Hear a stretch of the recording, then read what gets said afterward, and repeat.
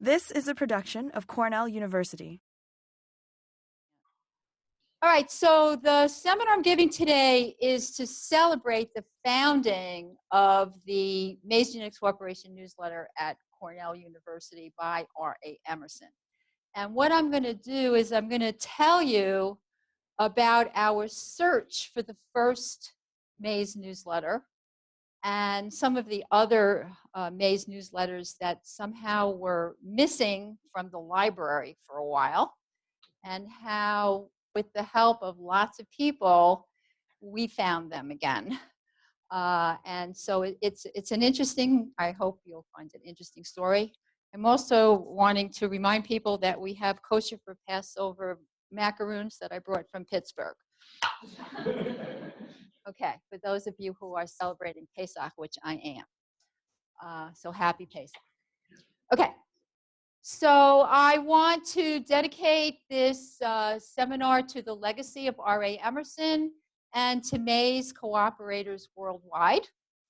And I am proud to be a Maize cooperator, as you will soon see. Okay, so previously on PBG, I told you about the Department of Plant Breeding and its founding in 1907 by L.H. Bailey, Dean of the college. He's in the middle of the picture. And Bailey appointed Weber to head the new department. And it turns out, I don't know maybe if any of you know this, but Weber and R.A. Emerson were brothers-in-law. And I may have mentioned that to you before. And so when Weber was leaving Cornell and going out to California to work out there, he wanted to recommend that R.A. Emerson take his place at Cornell.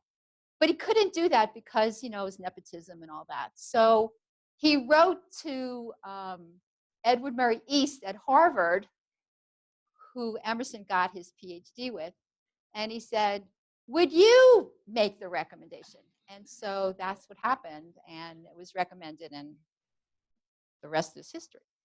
Okay, so now I'm going to tell you that the history of a little bit of the story of the Maize newsletter. So the Maize newsletter, as I said, was founded by Emerson, and this picture of Emerson that we have is an interesting picture in that it was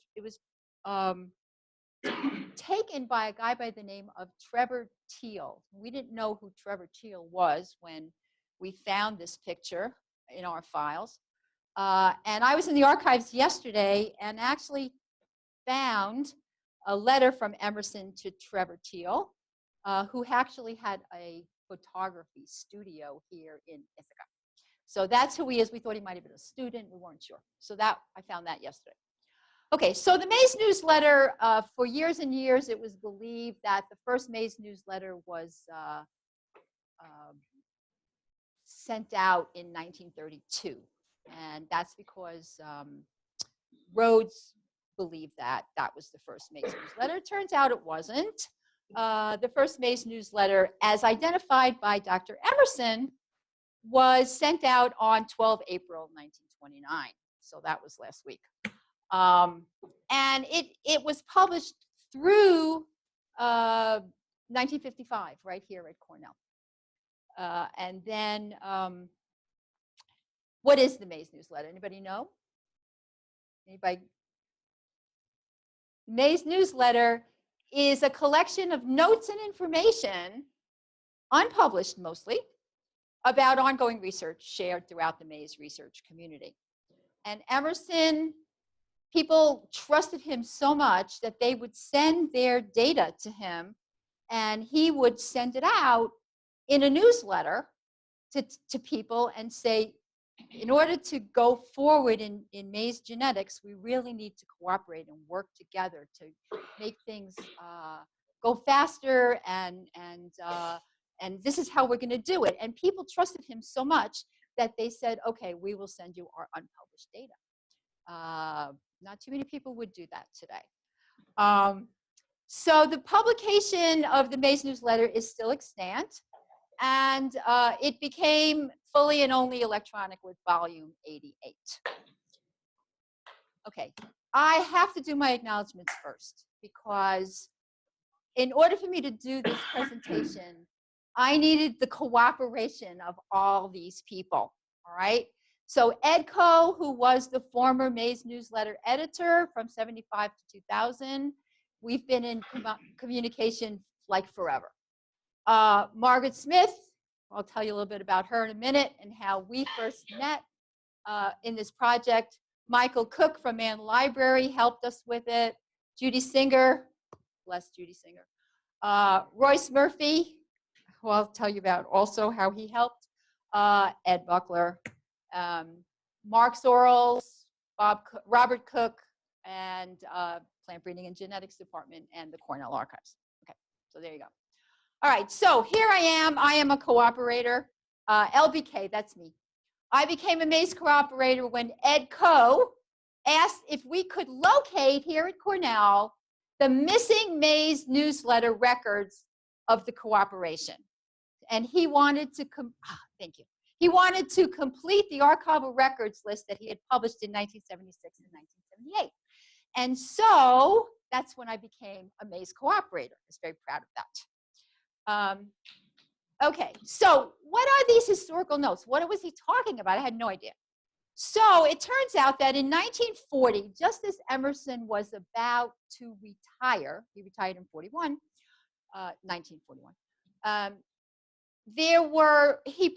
Emerson published something that's called the Historical Notes on Maize Genetics Cooperation. And he numbered those notes 1 through 14 in Roman numerals. And Ed said to me, can you find the those early Maize newsletters at Cornell? I said, sure, I'll go to Mann Library and I'll find them. Did I find them in Mann Library? No. They were missing. So it's like, wait a minute, where are the Maize newsletters? So what do? What everybody did. You go find Dr. Murphy and you say, Dr. Murphy, I need help. Where are the early newsletters? And so there's me and Dr. Murphy at the celebration for the centennial of the college, and there he is on his tractor. Okay, so he said, go see Margaret Smith. She has the early newsletters. It's like, okay. So as Margaret has told you before, I bopped into her office. And lo and behold, look what was there. Ta-da! Margaret Smith had the newsletters in her office. Well, how did they get there? What are they doing there? What's going on? How come they're not in the library?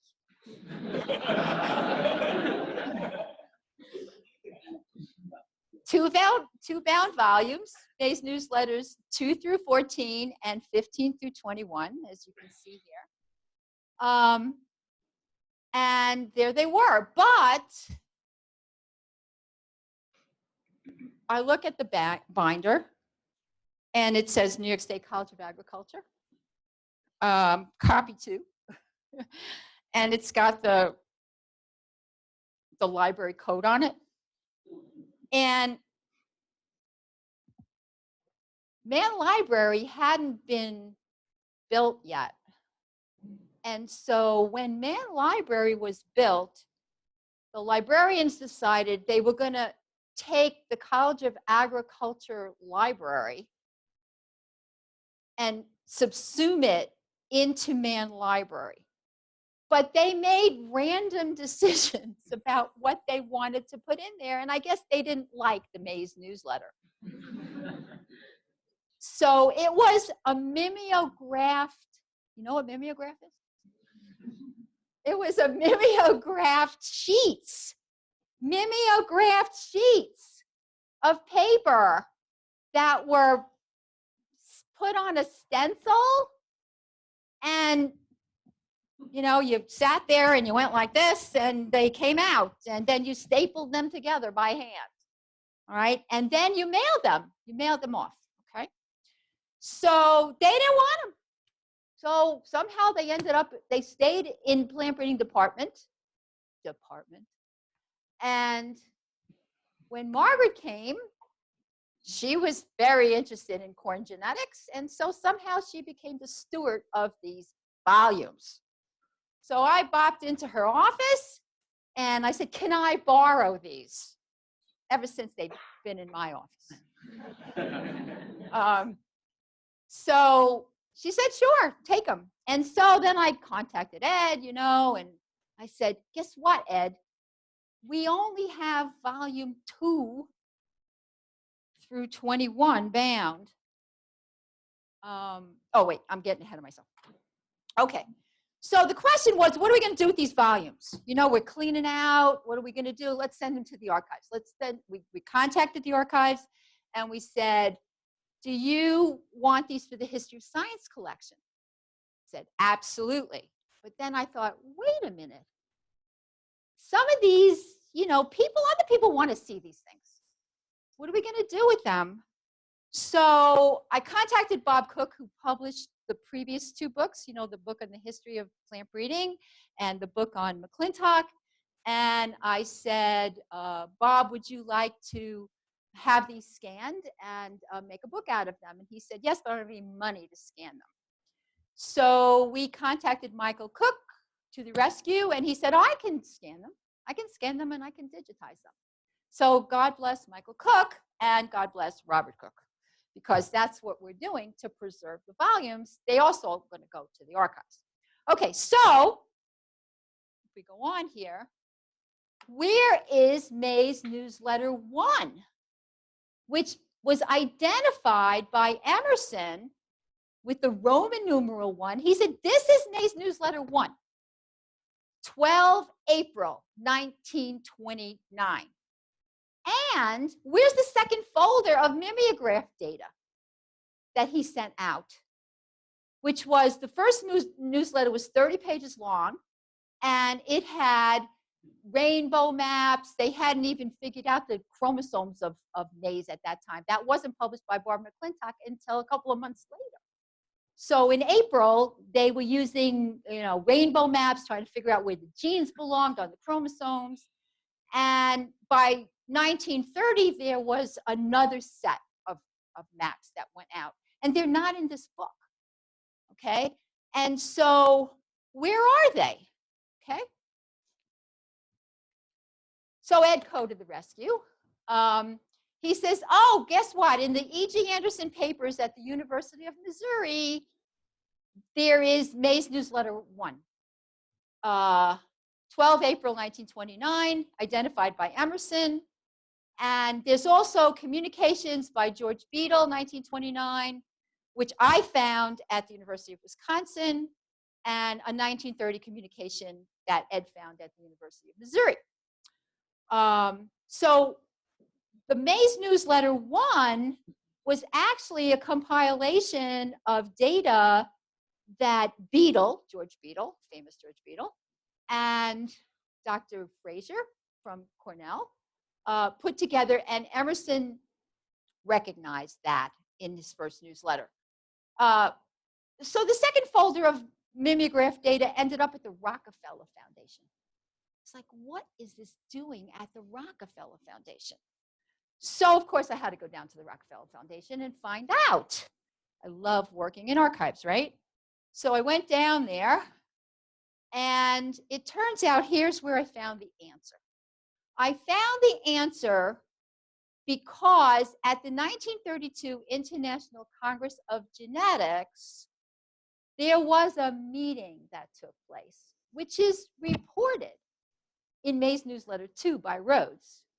And the meeting says that there was a meeting of cooperators was formed at the International Congress of Genetics. And they got together to write a grant proposal that they were going to send to the National Research Council. And they did send it to the National Research Council.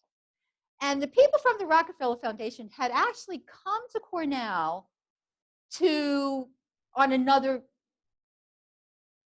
purpose, and had talked to Emerson and said, listen, you know, if you want, we can help you with this. And Emerson said, no, don't worry about it. I'm sending this to the National Research Council. I'm going to get a grant from them. Well, he didn't. And so they said, all right, send us what you have and resubmit to the Rockefeller Foundation. So in January 6, 1934, he resubmitted. And they gave him $5,000 for pure research and clearinghouse for corn genetics. Okay, but that was for the cooperation, not necessarily the newsletter. Okay, the newsletter was part of that, but it was, we need money to grow corn at Cornell and share the corn crop with people who are working on the linkage maps, because they didn't know the linkage maps yet. They're still working on them. And so the group photograph that's here, how do I do this to make, is that the pointer? Well, you know that there's a picture. Okay, so we found this picture of the International Genetics Congress. And we found this in the files at Cornell, and Ed contacted me, and he said, you know what? I have a picture like that too, which I got at when I was working in North Carolina. And he said, not only do I have that one, but I've got a bunch of other pictures that were taken at this Congress. And we couldn't figure out what they were doing in North Carolina, these pictures. But eventually, we did find out that there was somebody from North Carolina who attended the Congress. And these pictures that were taken, people could purchase them. And then frame them. So he found them, and we were able to scan them, and that's going to be part of our forthcoming story. Okay. All right. So at this Congress, there was a meeting, and yesterday when I was in the archives, I found a note that on August 26th, after the general morning papers, there would be a group photograph taken. So that was taken on August 26, 1932. These are my notes from the archives yesterday about the International Congress of Genetics. All right, so that's how the second set of material ended up at the Rockefeller Foundation. And apparently they sent everything there and never got it back because it's not part of this file. Okay. So here's a picture of Morgan and Emerson at the Congress. And the reason I'm showing this to you is because these two people made big addresses and big presentations at the Congress. Thomas Hunt Morgan was the president of the Congress, and Emerson on the right was the chairman of the local committee. This picture was taken in Willard Straight Hall, and it was published in the Journal of Heredity. Ed Buckler has an original photo, which we have scanned and is forthcoming. But I also want to tell you something about this photograph, which I thought was pretty funny, that I found in the archives yesterday. And it's by, let's see, the Emerson, I think it's page 15, my notes, page 15 here, where he says, let's see, oh, maybe I've got the wrong page. Well, basically the story goes that when this picture was taken, Emerson was sent a bill by Trevor Teal, who took the photograph, and he said, I think I might have sent you this bill mistakenly. And Emerson writes back and he says, yes, he says, I ordered 2 copies of this picture and I paid the lady in cash at the desk. So no problem. Right. And so there's a letter in the library that says that. It's pretty funny. Okay, so here's the big story about the Maize Genetics Cooperation that Emerson presented. He called it the present status of maize genetics. It's published in the proceedings of the International Congress of Genetics, and it's based on data that people sent to Emerson, much of which is published in the Maize newsletter, some of it not. And Emerson tells everybody about the Maize cooperation and all the people who worked on it. And so I just want to read to you this wonderful recognition that Emerson gives when he starts his presentation. He says, "I cannot refrain from noting here a very real advantage experienced by students of Maize genetics. I am aware of no other group of investigators who have so freely shared with each other not only their materials, but even their unpublished data. The present status of Maize genetics, whatever of noteworthy significance it presents, is largely to be credited to the somewhat unique, unselfishly cooperative spirit of the considerable group of students of Maize genetics. In this connection, I want to gratefully acknowledge the help of many persons who have contributed directly or indirectly to this summary statement of the status of Maize genetics." He delivered this on Thursday, August 25th, 1932, at the Congress. On the next day, there was a synapsis reunion, 25th synapsis reunion, and that was held in Willard Straight Hall, and here's a picture of the synapsis group. So he was really busy. He was the local chairman of the committee. He was doing the 25th anniversary of synapsis. He was presenting a paper. He was going crazy running this conference. Okay, so there's the Maize newsletter. All the people who contributed to the Maize newsletter sent Emerson their data so that he could do a present status of Maize genetics at the 1932 International Congress. And everybody that contributed, he cites who they were, how they made their contribution. Okay, so here you go. Emerson's historical notes, which is Roman numeral 2, he says there was a cooperation of Maize geneticists planned at the Congress. That's all he says.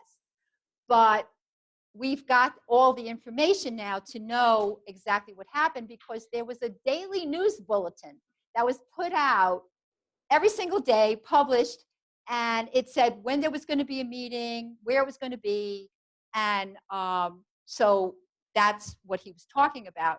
And Rhodes in 1932 says the meeting was held Friday, August 26th, and he reports that in what Emerson considers to be Maize Newsletter 2, Rhodes considers it to be Maize Newsletter 1.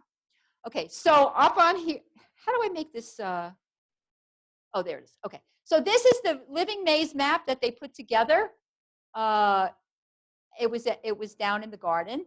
And then this was a picture of the entire plantings that were done, the exhibits from the 1932 Congress.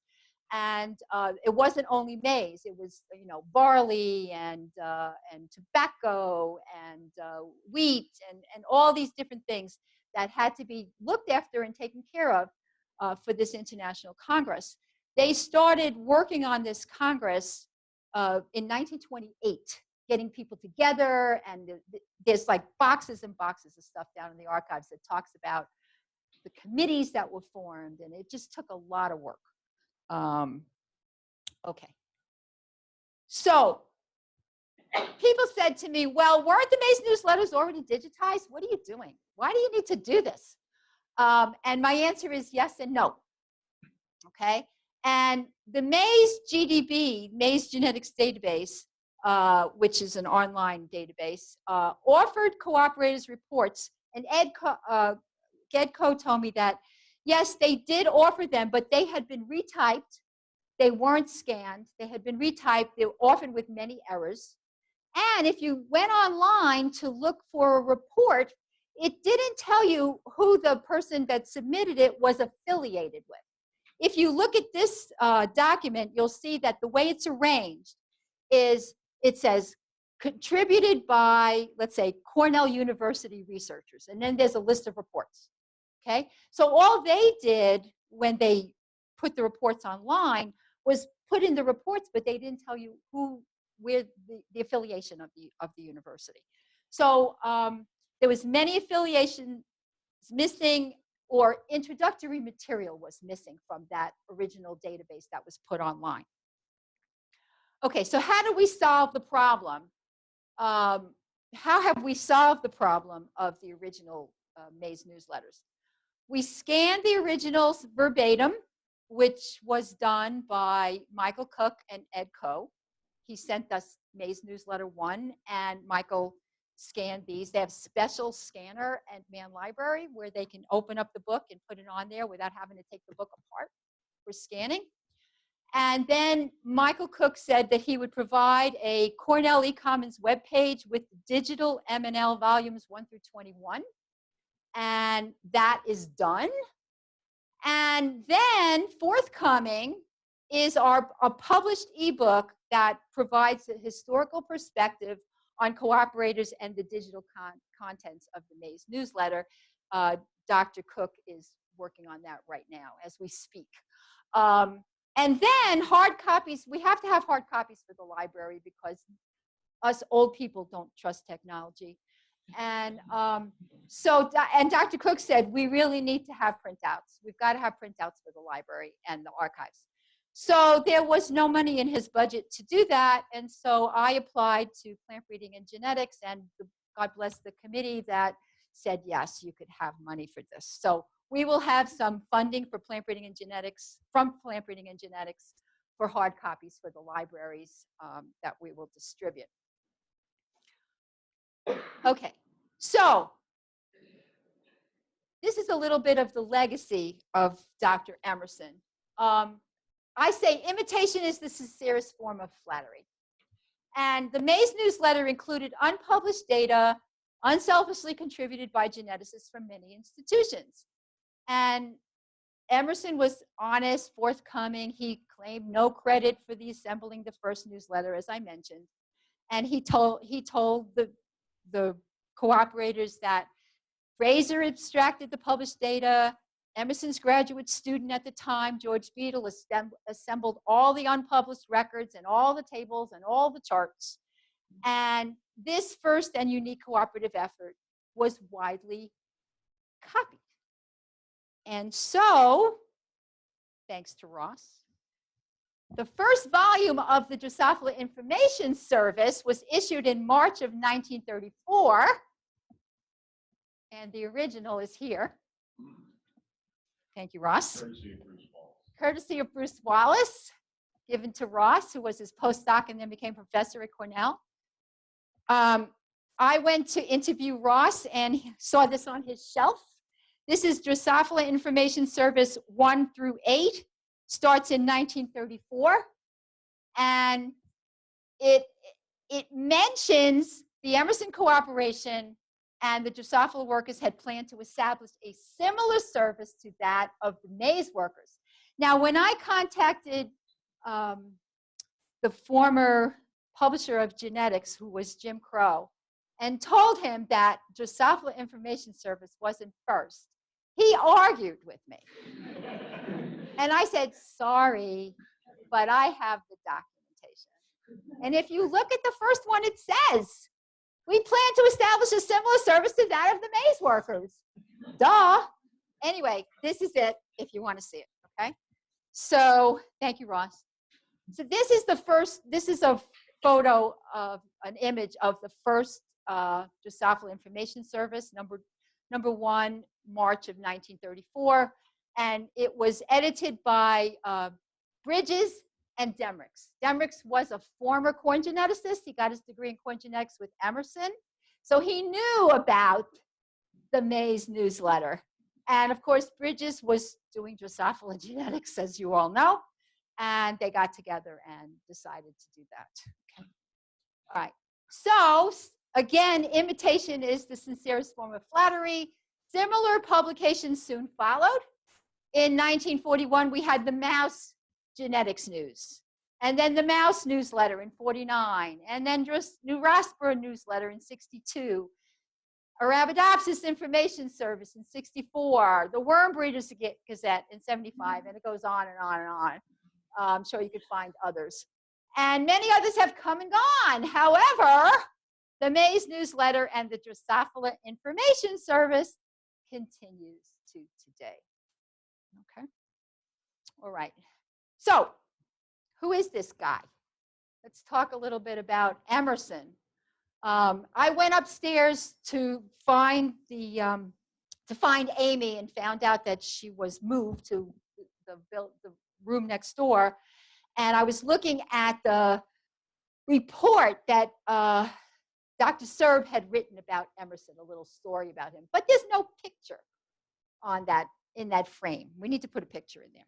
But here's what we know in brief about Dr. Emerson. He was born on May 5th. Very soon we'll have his birthday. 1873. He was born in New York, Pillar Point. His family moved to a farm in Nebraska in 1880. He got a Bachelor of Science from the College of Agriculture at the University of Nebraska. He graduated Phi Beta Kappa, and he was elected to Sigma Xi in his senior year. Nobody ever mentions that.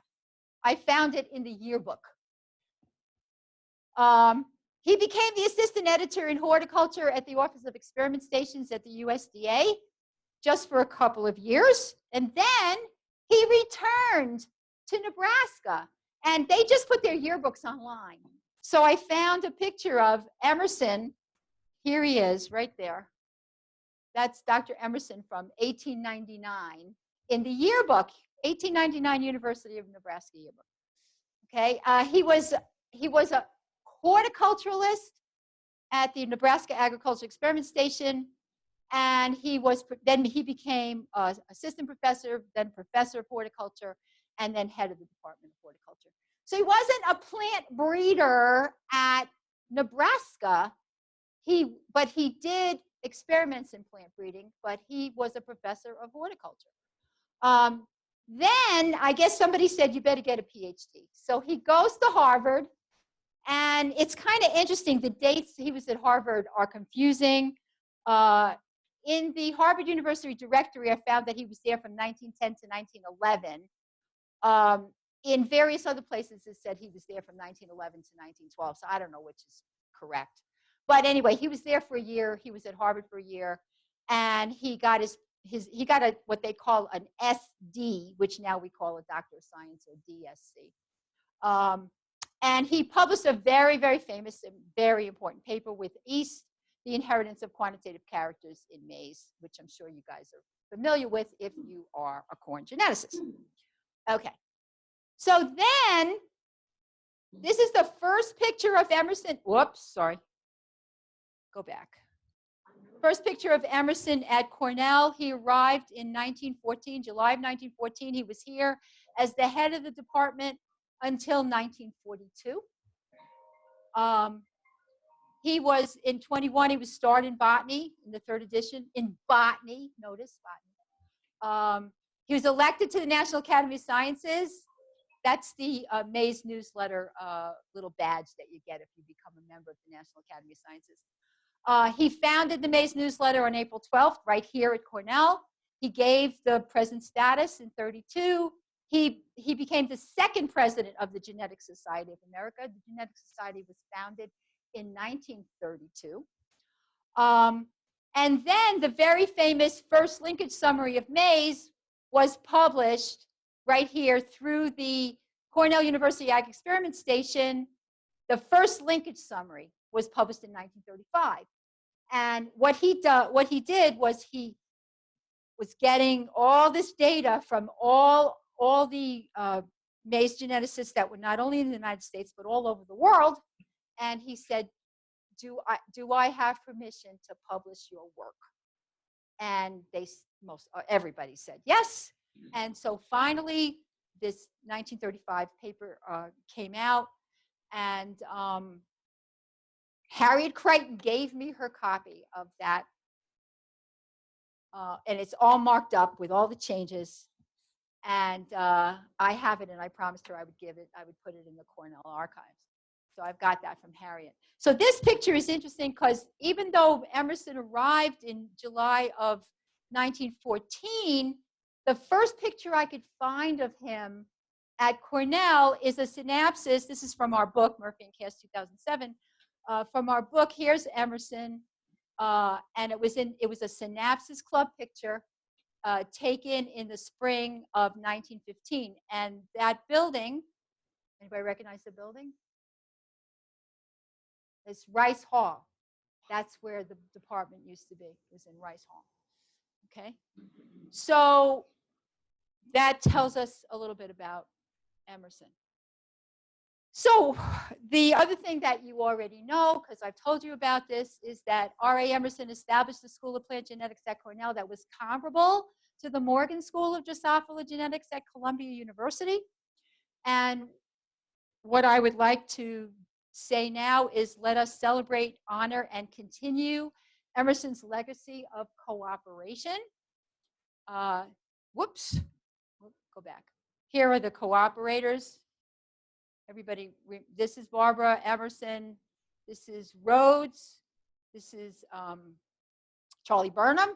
And this is Beetle and Beetle's dog. Beetle's dog was named Toto. Okay. We don't know who took the picture, but it was definitely taken down in the at the shed, in front of the shed. If you go down there, you can see the shed. Okay. And I actually got this picture from Will Provine. When the Synapses reunion occurred in 1982, Rhodes gave Emerson a copy of this picture, and they made copies of it. And when I went to the archives at Indiana, where Rhodes' papers are, this picture is not there. So he may have brought the original and gave it to us, and then we made copies of it. And I don't even know where the absolute original is. But anyway, that's what we've got. So the end of my presentation here, I just want to tell you that this is the book that's forthcoming. Volume 1, we had to put it in 2 volumes because there's so much there. We call it The Founding of the Maize Genetics Cooperation Newsletter at Cornell University, a 90th anniversary tribute. It's edited by me, Ed Coe, Michael Cook, Margaret Smith, and Judy Singer. And what we've done is, this is going to be an ebook. You'll be able to download it. It'll have the scans of all of these first Maize newsletters and with the introductory material. As I said, Bob Cook is working on this right now. I said, please send me a copy of the cover so I could show it. And then this is the last picture, the last picture that I could find of Dr. Emerson, which Dr. Munger gave me. And he went back to working on celery in his later years. Dr. Emerson died in 1947. And that's when the last volume appears. So we believe that Emerson was the one who put these 2 books together for the library. The first volume when he was about to retire, and the second volume after, they published some more. They are going to the archives now. Okay, so that's where they will be. But you can get them. You will be able to get them in our when our book comes out. We'll have all the scans done. Okay, so that's all I want to tell you about our story. But what I do want to do is have a couple of people who have participated in the Maize newsletter and the Maize cooperation tell us a little bit about their history with the cooperation. And so I've got Ed on tap first. And Michael Scanlon said he was teaching and he was going to run back from downtown and get here hopefully in time to talk. But Margaret said if he doesn't get here in time, that she will tell you about her experiences working with the Maize cooperation. Okay, so let me put up the next slide. This is what I could find online at the Maize database about Ed. He was the first Maize conference presenter in 1995, and he's presented a lot at the Maize conferences. He told me he never gave a report to the MNL. That's not true. I found one, MNL 76, 2002, you sent in a report. It's all there. Okay, so these are his little badges that the Maize newsletter. So you can see he's a cooperator. If you want to find him online, here's the link. So he was working on the Maize working group. He was a plenary session speaker. He was on the conference steering committee. He was on the executive committee. He was a chair of the executive committee. And now he's a member of the National Academy of Sciences, along with R.A. Emerson. So I'd like him to come up and say a few words. Thank you. I think first we need to thank Lee for his the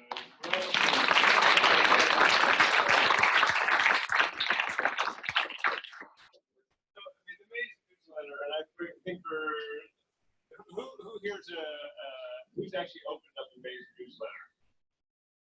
Right. So there is some, but I think what the impact of the Maize newsletter really stretches far beyond that initial newsletter. And I think you saw a little bit about that history of cooperation and everything. And I got to learn a lot about this because during graduate school, on my wife's PhD committee was EDCO, one of the editors. If you heard a lot about him, and I would drive him the vans with his group to the meeting, and also Jim Berkshire was a really important mentor for me. He bridged both of the Maize and Fly community, and we saw that level of cooperation, the power of cooperating together. And so the real outgrowth of the Maize newsletter, I think, if you just go to the Maize Genetics meeting today, there's 600 people from around the world who all come together to share information on science, and that community has expanded dramatically, and it's and that concept of cooperation is really key to it. I came in as an evolutionary biologist and archaeologist, and they made me into a geneticist, and they were open to that type of thing, and it's that direct sharing there. EDCO was as you heard, was the editor of the Maize newsletter. He was very forward-thinking on where the next technology would be, so that he was building the Maize database before MaizeGDB, and essentially getting all the data, making that next generation map fit into computer systems. And so before there's a Arabidopsis database or any other things, the Maize database, which is really an outgrowth, and then a lot of these information systems we all now use today, effectively is an outgrowth of the Maize newsletter. I think cooperation, now we talk about it, it's in here. Frequently today we talk much more about collaboration rather than cooperation. Some of that I think is just a historical difference. But that level of cooperation really has been key to our entire community. And I think, if you think about what Emerson was really striving for, it really is about a community of learning. And I think that's what was built out of that, and that sharing, and that community of learning has really advanced our field exactly as he said. I will also say, I don't want to deny the fact, there's competition in our community, and there's competition in any field of science, because we're in an area where we like to figure out things as fast as we possibly can. But I think what Emerson did, and he kind of laid out, is that you can have competition. Fly versus Maize, we're competing, we're figuring out the basis of genetics, but you can also cooperate. And my son was in a high school robotics team here, and they have an interesting term, and I think it's a very useful term for how we may call it now, and they call it cooperation. So you're cooperating, but you're still competing and stuff like that to make the best out of everybody. And I think that's kind of how it's evolved. But I would also highlight that I think we all should look back and read some of these. When I look at some of the research questions that I'm interested in today, they still are some of the exact same questions they were asking back then. Obviously, we may phrase them in different ways and everything. And I look back at my own career. While I never had the honor of meeting Emerson, McClintock, Beadle, or Rose, I've actually worked with their data. Some of that I pulled directly out of the Maize newsletter. And so I think it's still a living thing. And so I think overall, I just want to end that essentially the Maize newsletter is really something that can teach us about how to build a community of learning and discovery, where we can advance both the careers of scientists, the science, and then really work with really meet society's goals, where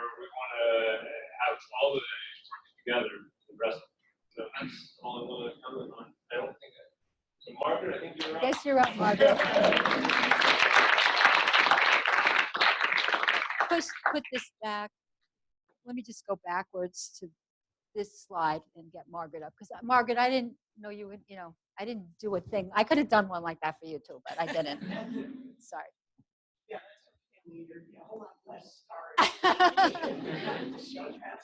If Michael arrives, I'll go to his slide. Yeah, I'll be brief. Okay. So, first, I wanted to just really give Lee a shout out. She is dogged and persistent at digging through history. And we really need people like her. For example, I loaned these to her and they disappeared. If it weren't for people like me, we would never find them again. Right?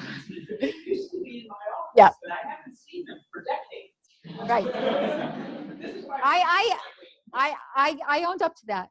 But what is in my office are a whole bunch of more volumes, and most of these themes as well were passed on to me from, I don't even remember whom at this point, but Ron Anderson might have had them, Herb Everett might have had them. Yeah. There's a long history of maize breeders and geneticists here who shuffled all of their old papers to my office. So if you ever want to go through the old papers, they're all sitting down there.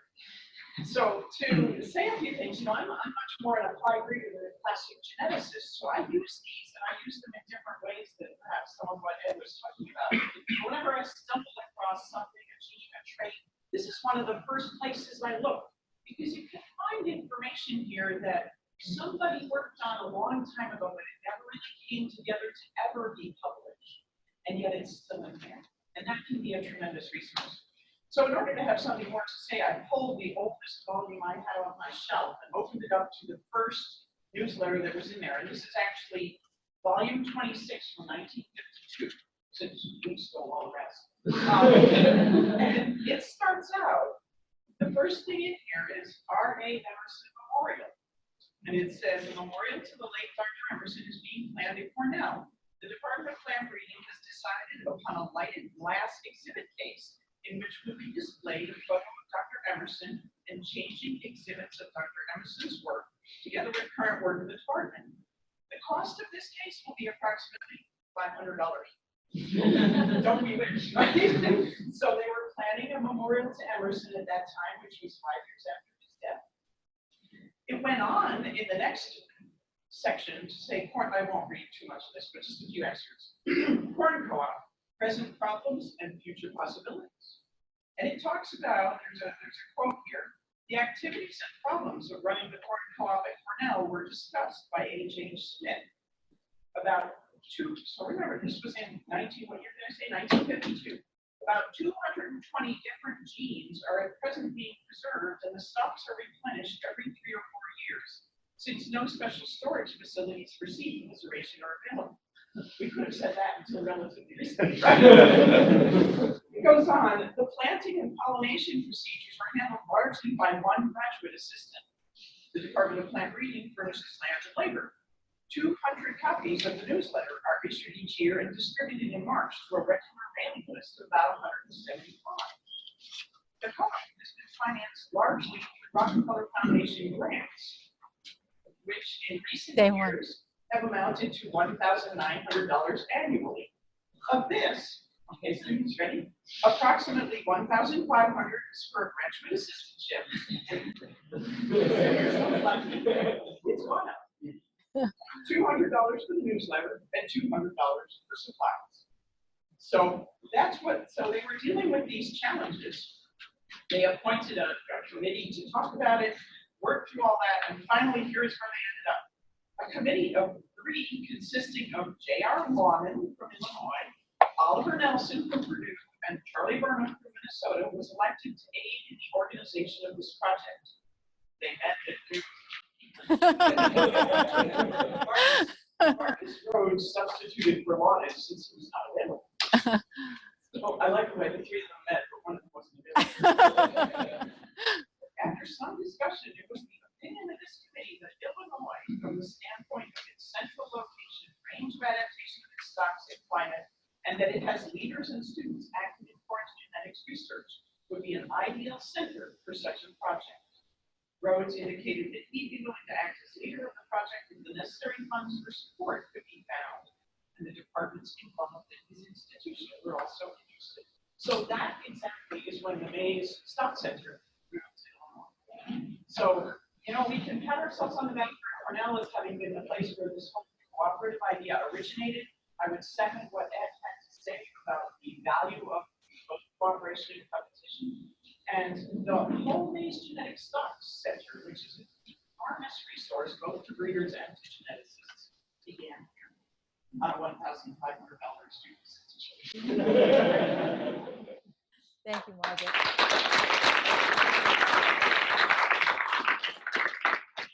Okay, well, I guess that Michael's not here. Let me just quickly just show you what his cooperation is. Michael Scanlon is in not in our department, but he's in plant biology. He's a cooperator. He got the L.J. Stadler Mid-Career Award in 2018. He was a Maize conference chair, plenary speaker, a conference steering committee on the committee, and he made many contributions to the Maize newsletter. You can look it up at this, oops, oh well, there you go, at that link.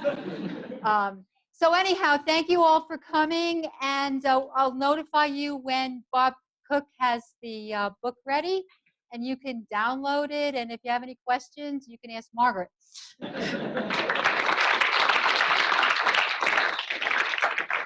This has been a production of Cornell University, on the web at cornell.edu.